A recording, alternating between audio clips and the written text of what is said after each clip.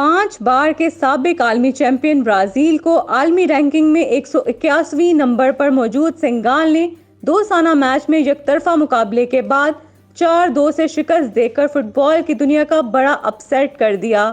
जबकि कोलंबिया ने एक और साबिक आलमी चैंपियन जर्मनी को 2-0 से जेर किया।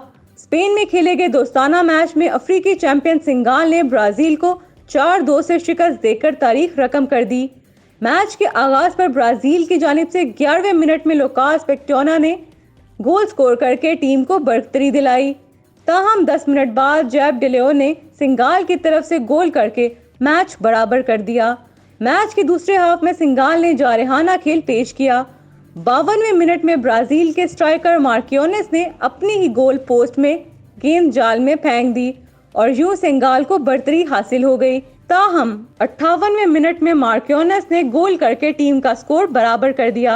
इंजरी के बायस वर्ल्ड कप से बाहर होने वाले सेनेगाल और लिवरपूल के स्ट्राइकर सादियो माने ने इंटरनेशनल फुटबॉल में शानदार वापसी करते हुए यके बाद दीगरे 2 गोल्स दाग कर टीम को फतह दिलाई, जिस पर पूरे सेनेगाल ने जबरदस्त जश्न मनाया। साबिक आलमी चैंपियन ब्राजील कतर में खेले गए आलमी वर्ल्ड कप के बाद से कोचिंग से महरूम हैं, जबकि इंजरी के बायस इन्हें कप्तान नेमार जूनियर की हिदमत भी हासिल नहीं थी।